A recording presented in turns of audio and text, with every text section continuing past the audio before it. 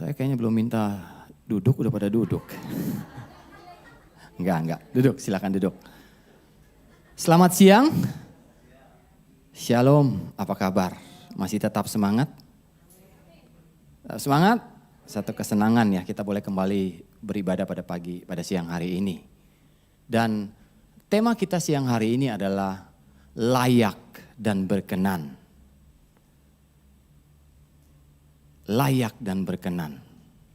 Saya terlalu yakin ini adalah menjadi kerinduan setiap kita orang percaya. Benar? Kita pengen hidup kita layak di hadapan Tuhan dan mendapat perkenanan Tuhan setiap saat. Setuju? Nah, pertanyaannya, bagaimana caranya? Bagaimana caranya untuk kita hidup layak atau mendapat perkenanan Tuhan? Bagaimana caranya? Kira-kira ada yang tahu? Bagaimana caranya?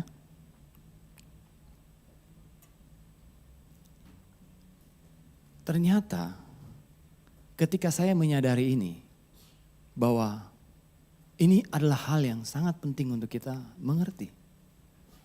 Karena kalau kita salah mengerti, maka kita akan salah menilai Tuhan. Nah, siang hari ini saya mau ajak saudara kita sama-sama berpikir. Jangan berpikirlah kok udah ngantuk siang. Tapi saudara, ini penting sekali lagi saya mau katakan. Kita sama-sama belajar pada siang hari ini. Sadarkah saudara bahwa pada dasarnya saudara dan saya adalah manusia berdosa. Yang jangankan layak, jangankan berkenan, malah seharusnya saudara dan saya itu dihukum, menerima hukuman. Benar? Tapi hanya oleh semata-mata kasih karunia Tuhan, kita diselamatkan dan kita dirubah statusnya menjadi layak dan menjadi berkenan. Bisa paham sampai di sini? Nah, sementara banyak orang percaya yang mengira dengan perbuatan-perbuatan yang mereka lakukan, itu akan membuat mereka menjadi layak dan membuat mereka berkenan. Lalu mereka berlomba-lomba untuk berbuat baik. Mereka menjadi donatur. Mereka berusaha hidup benar. Mereka tidak berdusta, tidak mencuri, tidak berzina. Dan lebih mengerikan, saudara, mereka berpikir dengan melayani, dengan berdoa, dengan berpuasa, itu akan membuat mereka berkenan di mata Tuhan. Ngeri, saudara. Akibatnya mereka berlomba-lomba untuk itu. Mereka berpikir upaya-upaya itu akan membuat mereka mendapat perkenanan Tuhan. Tapi coba lihat ayat ini, saudara. Ayat-ayat ini harusnya berbicara banyak buat kita. Dan saya katakan tadi pagi bahwa ayat ini sepertinya berita buruk buat kita. Nah, kita mau baca ayat ini. Lukas 3 ayat 10 sampai 16.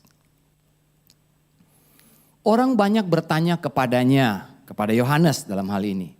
Jika demikian, apakah yang harus kami perbuat?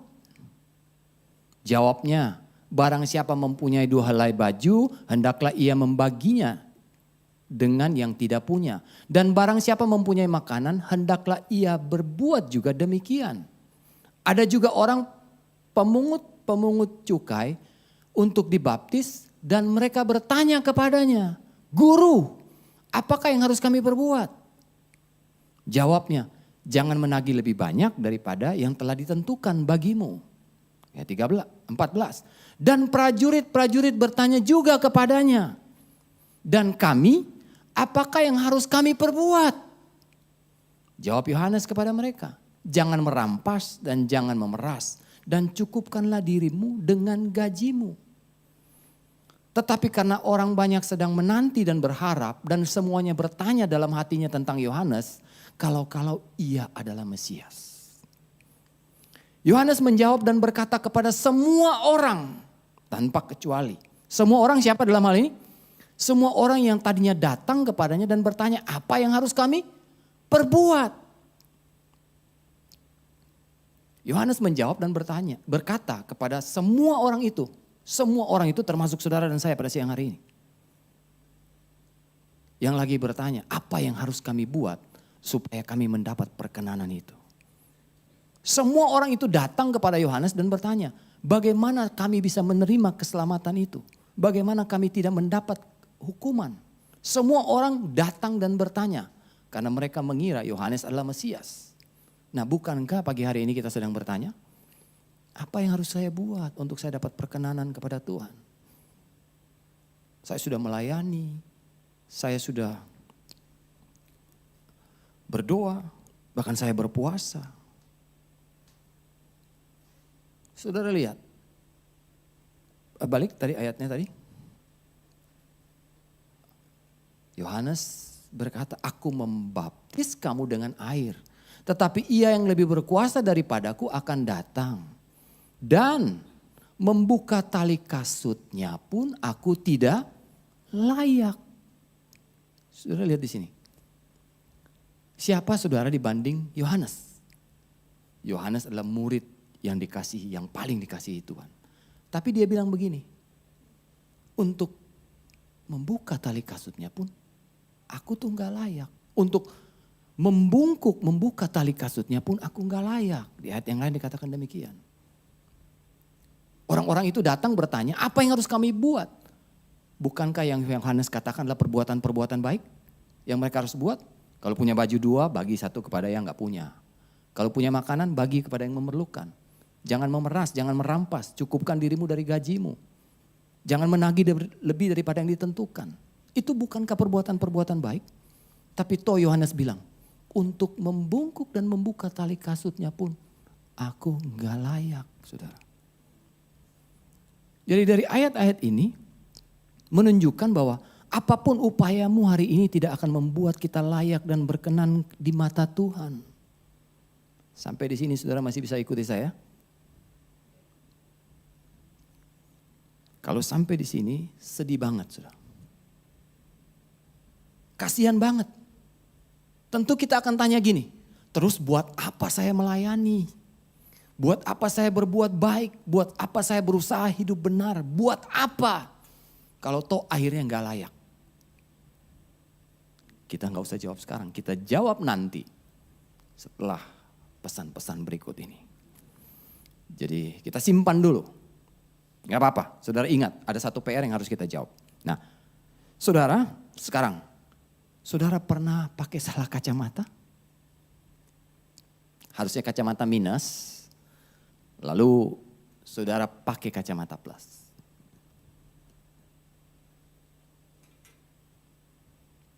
Saudara pakai kacamata plus. Atau sebaliknya, harusnya kacamata plus, saudara pakai kacamata minus. Apa yang terjadi kira-kira saudara? Pusing. Kalau saudara belum tahu rasanya, boleh coba nanti. Pusing, mabok saudara. Dan saudara jadi sakit. Itu yang terjadi ketika kita salah pakai kacamata. Nah, kita jadi pusing. Bahkan kita tambah sakit kalau kita paksakan. Nah, mengapa saya sampaikan ilustrasi ini? Coba kita lihat ayat ini, Lukas 11 ayat 34. Pelan-pelan kita baca ayat ini. Lukas 11 ayat yang ke-34. Matamu adalah pelita tubuhmu. Jika matamu baik, teranglah seluruh tubuhmu. Tetapi jika matamu jahat, gelaplah tubuhmu. Aneh menurut saya. Karena ternyata gelap atau terang, berkenan atau tidak berkenan, itu ditentukan oleh mata kita. Masih bingung?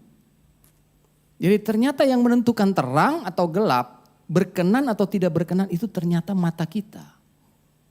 Oleh sebab itu saya catat di sini bahwa cara kita melihat itu ternyata lebih penting daripada apa yang sedang kita lihat. Ambil contoh tadi saya bilang, Kalau saudara tadinya mestinya pakai kacamata min, saudara paksakan pakai kacamata plus. Apa yang terjadi? Saudara yang tadinya baik-baik, saudara jadi pusing. Saudara. Jadi mabok, saudara. Ya. Yang jadi masalahnya bukan masalahnya. Yang selalu kita permasalahkan saat ini adalah masalahnya. Masalah besar, masalah kecil, masalah mustahil, masalah enggak mustahil. Yang bikin pusing itu bukan masalahnya. Yang bikin pusing itu kacamatanya. Setuju saudara? Bisa ikut sampai di sini? Masalahnya mah tetap sama. Tapi yang bikin kita lihat itu masalah besar adalah kacamata yang kita pakai. Yang kita jadi pusing saudara. Nah, mengapa tadi saya katakan ini penting? Ternyata ada dua kacamata dalam kehidupan kita. Kacamata Tuhan dan kacamata setan. Dan dua-duanya ingin memberikan kacamata buat kita. Tuhan itu pengen kasih kacamata buat saudara. Tapi setan pun ingin memberikan kacamata buat saudara. Nah, pilihannya di tangan saudara. Saudara mau milih pakai kacamata yang dari siapa? Untuk itu, jangan pernah memandang Tuhan dengan kacamata yang setan berikan. Saya ulang. Setan itu pengen kasih kacamata buat kita. Tapi jangan pakai kacamata dia untuk memandang Tuhan. Saudara akan jadi apa? Pusing. Gimana gak pusing? Kalau ditampar pipi kanan, kasih pipi kiri. Pusing gak saudara? Pusing. Kalau kejahatan, balasnya dengan apa? Kebaikan. Pusing saudara kita. Kalau kita salah pakai kacamata. Kalau ada orang yang memusuhimu, dikatakan doain mereka dan berkati mereka. Saudara akan jadi pusing saudara. Kita jadi pusing. Berdosa gak layak. Titik. Jadi pusing saudara. Gak ada solusinya. Nah, itu yang terjadi kalau kita pakai kacamata setan untuk memandang Tuhan. Dia intimidasi kita dengan kebenaran yang setengah-setengah. Bahkan dengan kebenaran yang dia putar balikan saudara. Dia intimidasi kita bahwa kita berdosa dan dia tahu. Karena dosa itu membuat kita gak layak. Dia intimidasi kita seperti itu. Tapi satu sisi kita tahu bahwa kita gak layak. Dan Tuhan telah melayakkan kita melalui pengorbanannya. Tapi karena kita pakai salah kacamata, kita lihat hal yang salah. Sampai di sini, masih bisa ikut saya? Nah, supaya saudara nggak tambah pusing, coba kita lihat ayat ini. Roma 3 ayat 23 dan 24. Saya akan bacakan yang bawah, 23 dan 24 yang bawah itu terjemahan sederhana buat saudara. Dikatakan begini. Karena semua orang sudah berbuat dosa. Semua orang tanpa kecuali. Dan tidak layak menikmati kemuliaan Allah. Lihat statusnya. Ketika dia berdosa, statusnya apa? Tidak layak. Tapi di ayat 24, statusnya dirubah saudara. Namun sekarang kita dibenarkan di hadapan Allah. Statusnya jadi berubah kan saudara? Jadi enggak layak. Dari enggak layak jadi dibenarkan. Jadi berkenan, dibenarkan. Hanya karena kebaikan hatinya. Dan status sebagai orang benar itu diberikan secara cuma-cuma. Melalui Kristus Yesus yang menebus dan membebaskan kita dari hukuman atas dosa kita masing-masing. Ini kebenaran yang utuh saudara. Kebenaran yang setan intimidasikan adalah kebenaran yang separuh-separuh. Separuh dia cuma bilang begini, kamu berdosa gak layak. Udah titik sampai di sana. Tapi kebenaran yang penuh bahwa betul kita gak layak. Tapi ada satu pengorbanan yang Tuhan lakukan buat saudara dan saya. Yang membuat status kita berubah di ayat 24. Kita dibenarkan di hadapan Allah. Amin saudara. Saudara tentu ingat kisah Adam dan Hawa jatuh dalam dosa. Kejadian pasal 3. Dia putar balikan kebenaran. Tentu kita sama-sama tahu ya. Tuhan kan bilang gini, semua buah pohon yang ada di taman ini boleh kamu makan. Kecuali buah pohon pengetahuan baik dan jahat. Itu yang Tuhan sampaikan sebagai kebenaran. Tapi iblis putar balikan. Iblis bilang gini, semua buah pohon yang ada di taman ini kamu gak boleh makan. Nanti kamu mati. Tapi Hawa sempat mengkonfirmasi kebenaran, dia klarifikasi. Enggak gitu. Yang benar itu semua boleh kami makan kecuali pohon pengetahuan baik dan jahat. Tapi saudara lihat, ketika Hawa menggunakan kacamata setan, dia terprovokasi dan dia memutuskan untuk melanggar perintah Tuhan. Kebenarannya diputar balikan atau kebenarannya dibuat separuh-separuh kita mengertinya. Enggak utuh. Tapi dari kisah ini kita lihat. Tuhan sembeli hewan dibuat apa? Baju dari kulit hewan tersebut. Ada satu proaktif dari Tuhan untuk membuat status yang tadinya enggak layak. Sampai satu titik kita lihat Tuhan mati buat saudara dan saya. Tuhan merubah status kita. Dari kita gak layak menjadi layak. Dari kita gak berkenan menjadi berkenan. Bukan karena upaya kita. Betul saudara? Tapi karena ada upaya dari pihak Tuhan yang membuat saudara dan saya berubah statusnya. Amin saudara. Jadi hati-hati siang ini jangan salah pakai kacamata. Kalau saudara pakai kacamata setan untuk memandang Tuhan, saudara akan diprovokasi. Kita akan diprovokasi.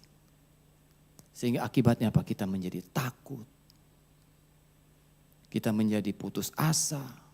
Kita terintimidasi.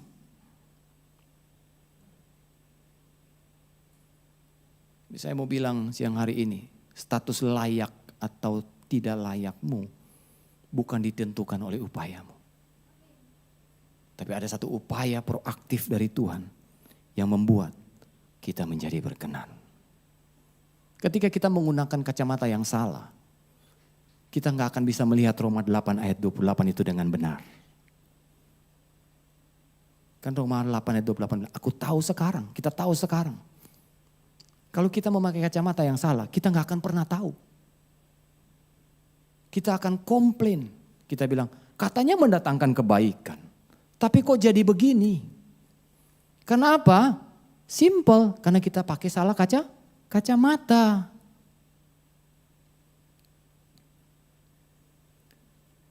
Dengan kemajuan teknologi hari-hari ini, kita dimudahkan untuk berbelanja.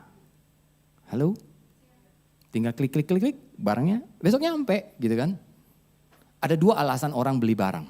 Apalagi dengan kemudahan hari ini. Yang pertama, karena iseng. Siapa yang suka belanja karena iseng? Lihat-lihat, lucu ya barangnya, murah lagi. Buy now. Begitu barangnya nyampe, terus saudara buka, saudara bingung. Gue beli ini ya, buat apa ya? Itu karena belanjanya iseng. Tapi ada alasan yang kedua, mengapa orang beli barang? Karena kebutuhan. Dia lihat, dia browsing, dia bandingkan, dia simpulkan ini worth, layak untuk dibeli. Buy now, klik. Saudara tahu bedanya?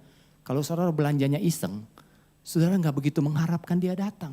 Bahkan ketika datang pun saudara kaget, ini apa ya?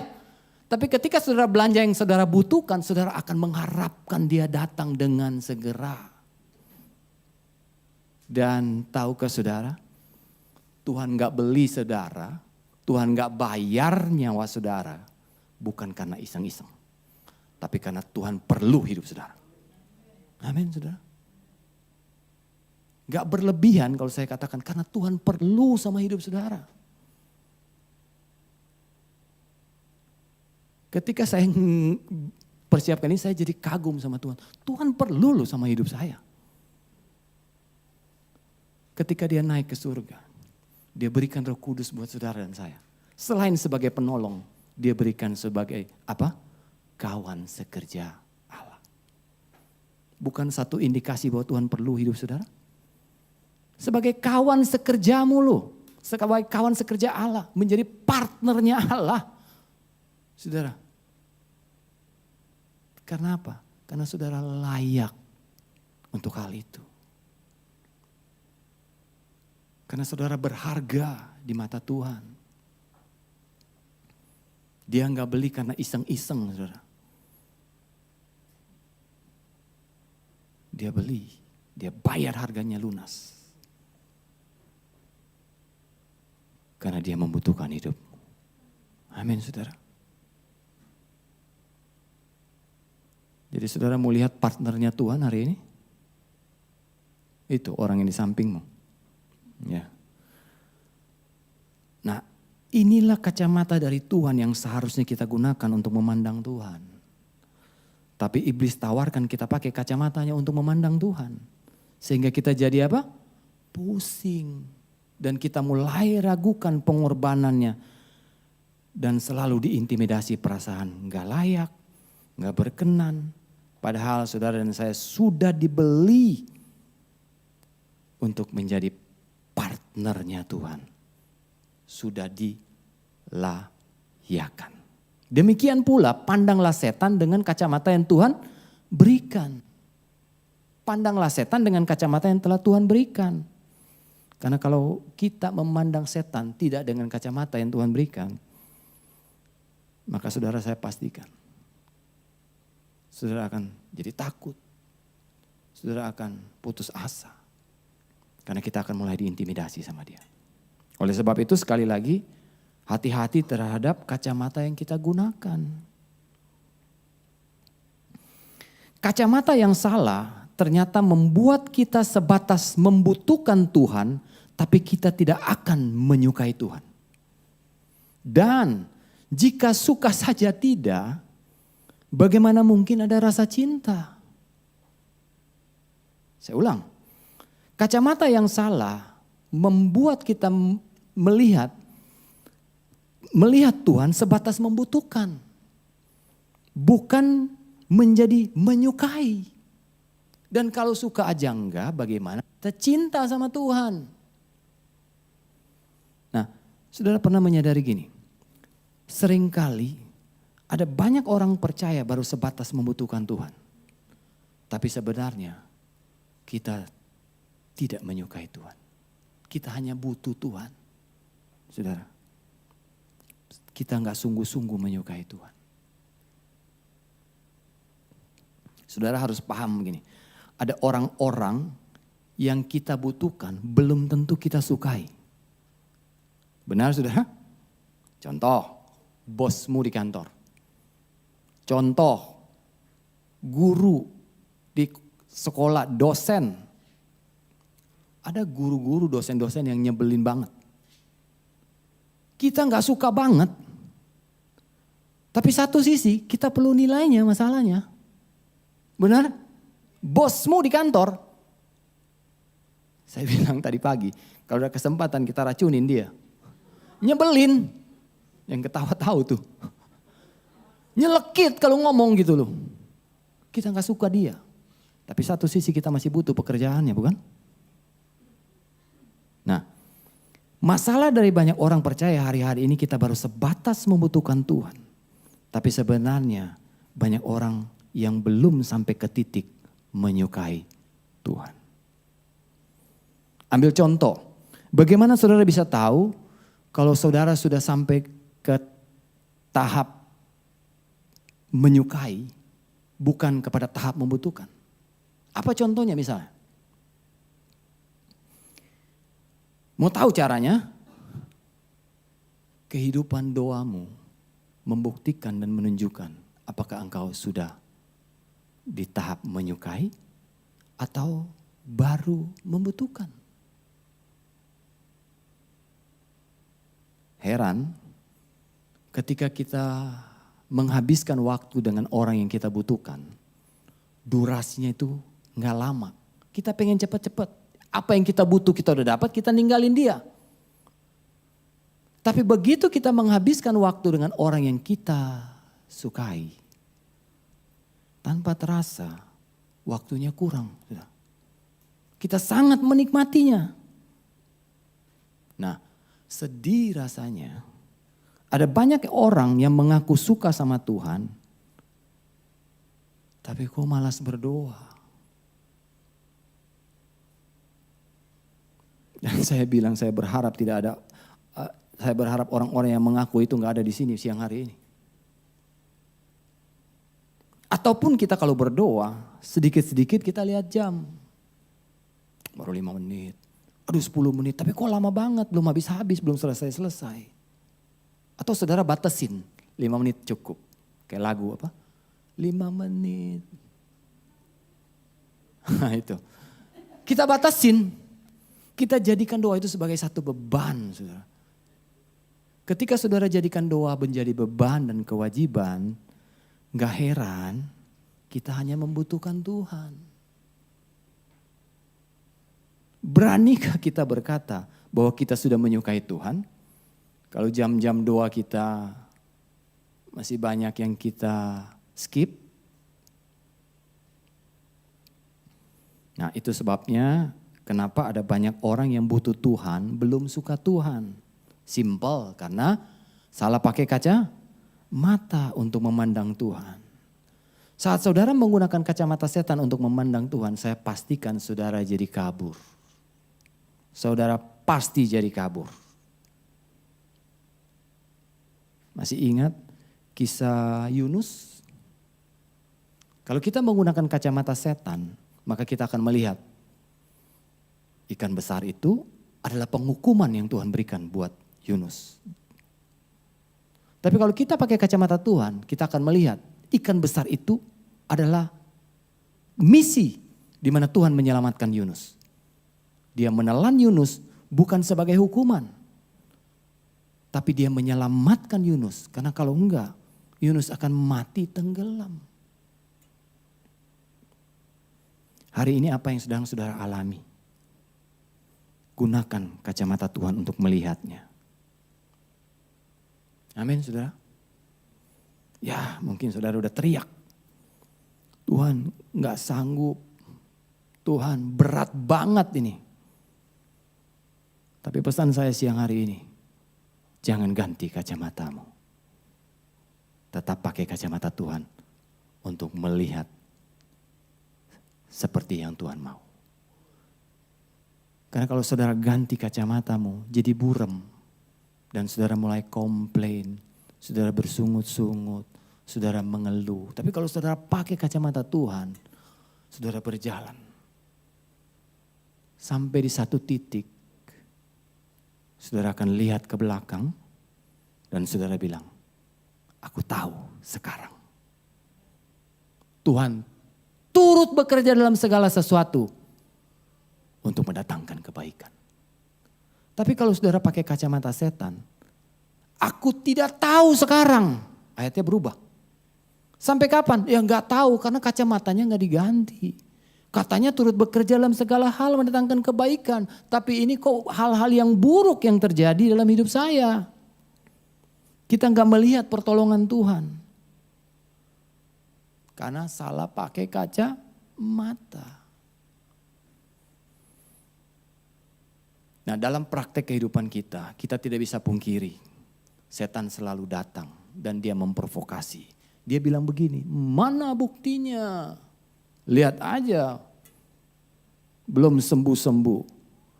Mana janjinya?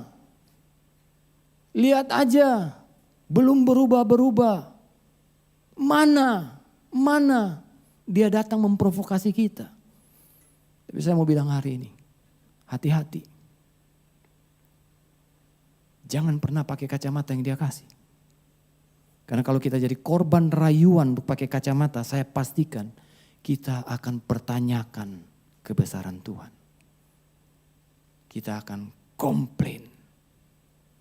Jadi kalau saudara hari ini sedang buram melihat Tuhan, saya jamin saudara salah pakai kacamata. Ke optik ganti. Bukan itu maksudnya. Ambil contoh, tentu kita ingat kisah Ayub. Sepertinya Tuhan biarin, saudara. Dan kita tahu kisah ini sama-sama. Ayub sempat mempertanyakan Tuhan. Bahkan di pasal 16, judul perikopnya, Ayub mengeluh tentang perlakuan Allah. Tapi puji Tuhan, ketika Ayub menggunakan kacamata Tuhan, Ayub sanggup berkata, aku datang telanjang, aku akan kembali telanjang.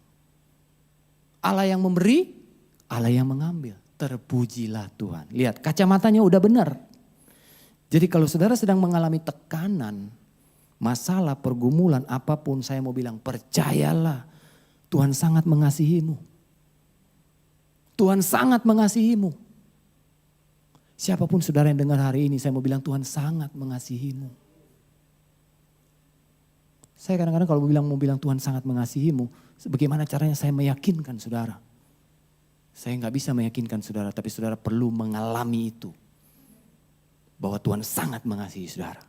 Amin.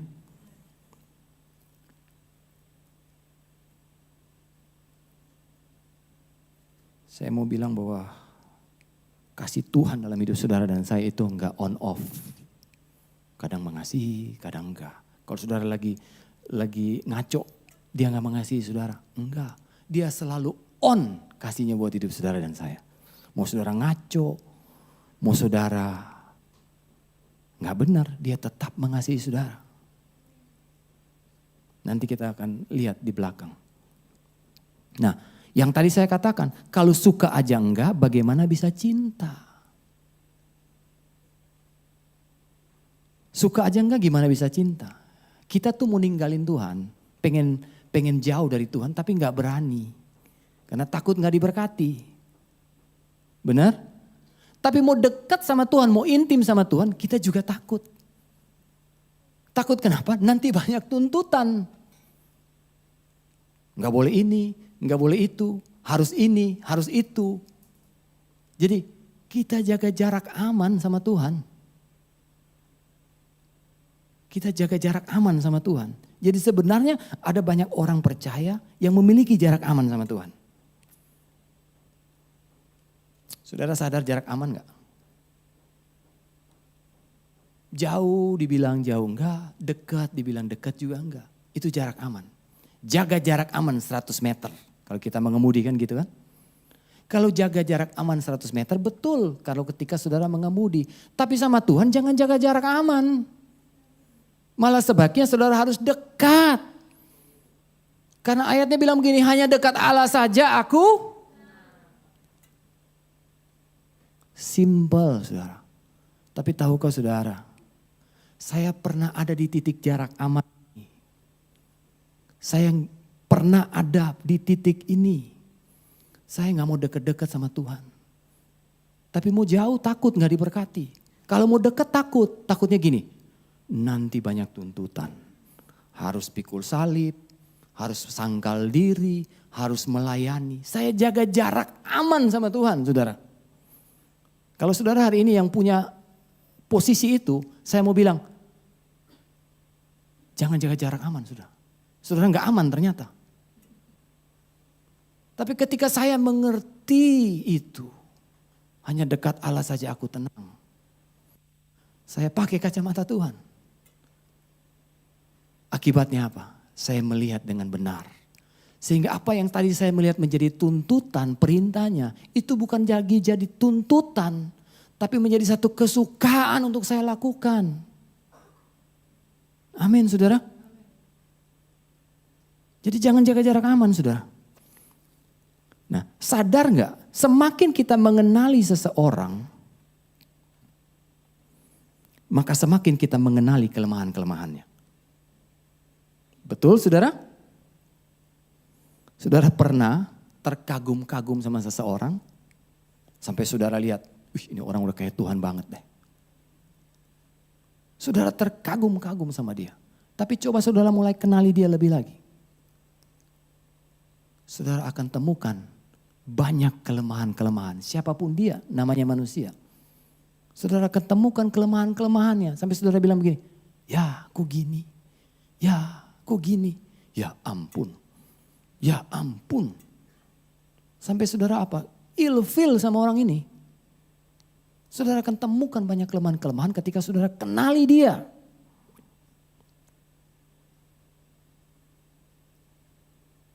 Banyak suami-suami, istri-istri yang hari ini bilang begini. Waktu pacaran bilang gini, ini mantap banget deh. Ini udah gak salah, ini pilihan Tuhan. Tapi ketika saudara menikah dan saudara hidup bareng, saudara mulai lihat, ih kok gini? Waduh kok gini? Kenapa gitu? Saudara semakin lihat kelemahannya karena semakin saudara kenali dia. Betul? Ada yang ketawa. Saudara semakin kenali dia, terus saudara bilang, waduh nyesel nih. Kelemahan-kelemahan itu saudara kenali karena saudara semakin bergaul intim sama dia. Tapi saya mau bilang berita kabar baik pagi hari ini buat saudara. Kenali Tuhan lebih lagi. Semakin engkau kenal dia, semakin engkau menemukan kelebihan-kelebihannya. Semakin engkau temukan kehebatan-kehebatannya. Sampai saudara akan bilang begini, wow nyesel.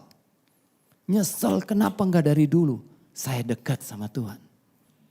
Saudara lihat, kalau saudara pakai kacamata yang benar, saudara akan lihat kelebihan-kelebihannya Tuhan. Kenali dia dengan baik. Ternyata inilah yang menjadi rahasia untuk kita nggak salah pakai kacamata. Yaitu apa? Kenali dia lebih lagi. Oke. Saya bisa lanjut? Oke. Saudara percaya Tuhan sangat mengasihi saudara? Saudara percaya? Kita semua percaya. Bahkan anak sekolah minggu pun percaya. Kita sangat dikasihi Tuhan. Nah sayangnya gini. Dikasihi Tuhan buat orang percaya baru sebatas pengetahuan. Belum menjadi kepercayaan di hati. Dikasihi Tuhan sayangnya buat kita orang percaya baru menjadi pengetahuan di otak. Belum menjadi kepercayaan di hati. Nah, kenapa gitu? Karena ketika saudara tidak kenali dia dengan benar karena saudara pakai kacamata yang salah, maka kita akan mengukur kasih Tuhan dari berkat-berkat materi. Katanya dikasihi, kok hidupnya pas-pasan gini? Kita akan mengukur kasih Tuhan dari setiap jawaban doa kita. Kalau nggak dijawab sepertinya Tuhan nggak mengasihi. Padahal kita udah bilang, Tuhan mengasihi kita? Amin. Tapi baru sebatas di pikiran, belum menjadi kepercayaan di hati. Kita mengukur kasih Tuhan dari setiap jawaban doa kita. Udah 3 bulan nih Tuhan berdoa, belum dapat kontrakan. Mulai kita ragukan Tuhan. Udah 3 tahun nih nikah nih, belum ada tanda-tanda kehamilan. Udah sacap, masih jomblo. Kita mulai meragukan, ini Tuhan sayang gak sih sama saya? Tuhan benar gak sih mengasihi saya? Karena kita baru mengerti kasih Tuhan sebatas pengetahuan, belum menjadi kepercayaan di hati. Itu yang saya bilang, kita sedang mengalami krisis kepercayaan bahwa apakah kita sedang disayang Tuhan atau enggak. Kita sedang mengalami krisis kepercayaan apakah kita ini layak atau enggak. Padahal kebenarannya bahwa saudara dan saya sudah dibenarkan. Tadi kita baca, status kita berubah. Satu kebenaran yang utuh bahwa kita berdosa, iya kita jadi enggak layak karena berdosa. Tapi satu kebenaran bahwa karena oleh kemurahan kasih Tuhan kita dilayakan, kita dibenarkan. Amin saudara. Nah ketika Tuhan kasih pengertian ini saudara sadar gini. Bahwa bayi rohani itu bicara masa kemudahan. Bayi rohani itu bicara masa kemudahan, bicara dispensasi. Sedang pertumbuhan itu bicara belajar untuk taat. Bayi rohani itu identik dengan kemudahan dan dispensasi. Makanya, kalau dia pup di celana, saudara marahin dia? Kenapa sih pup di celana? Saudara pukul dia? Enggak, kalau saudara pukul, orang tuanya ngaco. Dispensasi. Apakah dia ganggu jam tidur kita? Ganggu. Tapi apakah terus kita marah-marah? Enggak. Akhirnya kita bisa menerimanya karena namanya juga bayi. Nah, kita perlu belajar bahwa ketika kita jadi bayi di hadapan Tuhan, itu masa kemudahan dan dispensasi. Tapi kan saudara enggak terus jadi bayi kan? Bisa? Ikuti saya. Saudara kan enggak terus jadi bayi. Saudara ingin bertumbuh kan?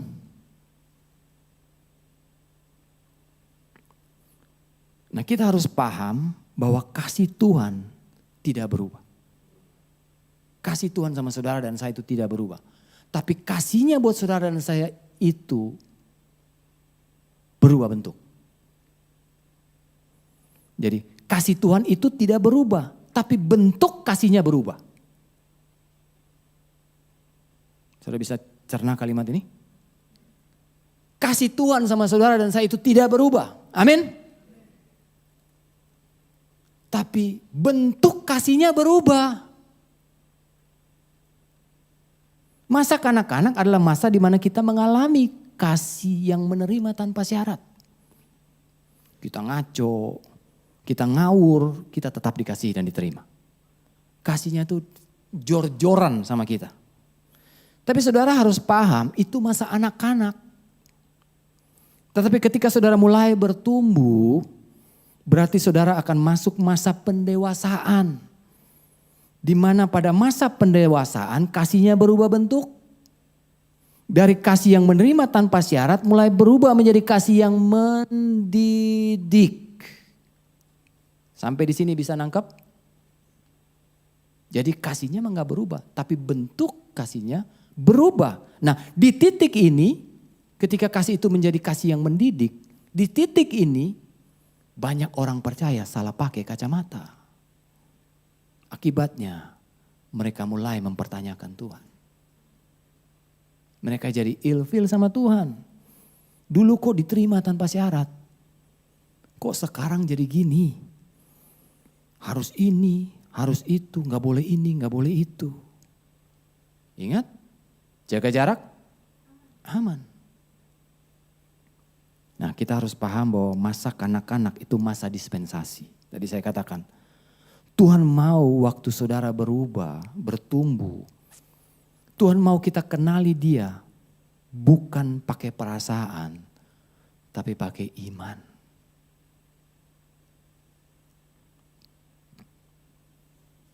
Nah, kalau kita tidak memahami ini, karena kita pakai salah kacamata, kita akan kecewa. Kok gak disayang? Padahal Tuhan sedang didik. Karena saudara sedang bertumbuh dewasa. Bukan saudara gak disayang Tuhan. Enggak, kita disayang sama Tuhan. Nah, kenapa Tuhan sampai perlu harus mendidik saudara dan saya? Karena Tuhan ingin saudara dan saya masuk kepada sebuah masa yang namanya akil balik. Karena di masa akil balik itulah kita akan menjadi seorang anak yang dipercaya.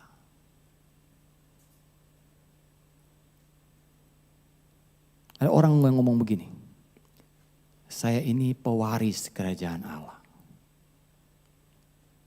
Terus kapan cairnya warisannya? Oh, tunggu orang tuanya mati. Masalahnya Tuhan gak bisa mati, Dia bangkit lagi. Terus kapan saudara terima warisannya? Orang dunia, sistem dunia, untuk cairnya warisan itu setelah orang tuanya mati, setelah orang tuanya meninggal, betul? Tapi sistem kerajaan Allah, warisan itu cair ketika engkau dewasa. Amin saudara. Ketika engkau dewasa. Jadi saya mau katakan sama saudara, kalau saudara mau menikmati warisan, pastikan ketika saudara sedang dididik, jangan protes. Saudara lagi diproses. Nikmati, pakai kacamata Tuhan untuk saudara lihat. Sampai saudara akan bertumbuh dewasa. Saudara akan masuk masa akil balik, saudara mulai dewasa. Dan mulailah Tuhan mempercayakan banyak hal dalam hidupmu. Karena anak-anak kecil kita gak bisa percayakan banyak hal. Betul? Uang jajanannya paling banyak berapa? Berapa uang jajan kalau anak kelas Matius? 50.000 kebanyakan kali ya. Tapi ketika dia bertumbuh dewasa, kita akan percayakan banyak hal dalam kehidupan dia. Amin. Saudara belajar sesuatu siang hari ini? Amin. Kita mau terus diproses. Dan ketika diproses saya bilang jangan protes. Main musik boleh maju ke depan yuk.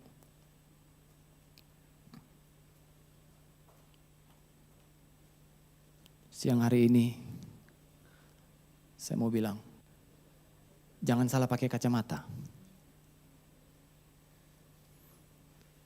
Kalau saudara pakai kacamata salah, terus saudara pusing.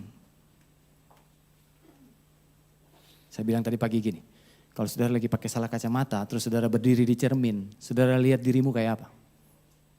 Saudara pakai salah kacamata.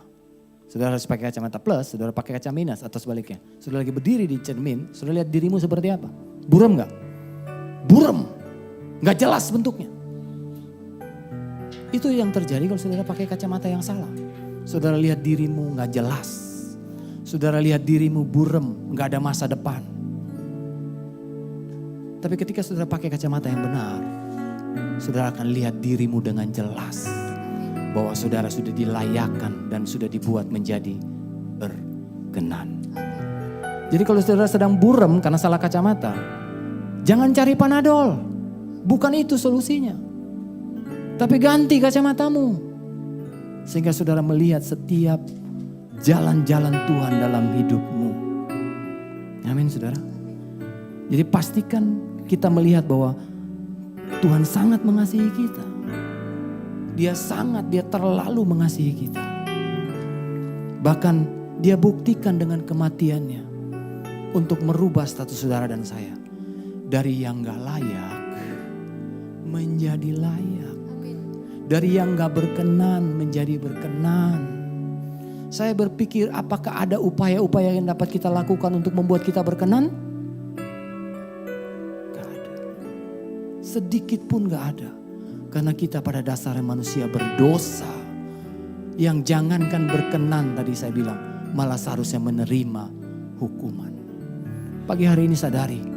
Bahwa perkenanan itu telah Tuhan lakukan dari upayanya Tuhan. Bukan dari upaya saudara dan saya. Dan ketika kita menyadari ketika kita sudah berkenan. Kita mendapat perkenanan itu. Kita merasakan kasih itu. Maka sudah seharusnya kita memantulkan kasih itu. Sehingga dari hidup kita, nama Tuhan dipermuliakan. Amin saudara. Yuk kita bangkit berdiri.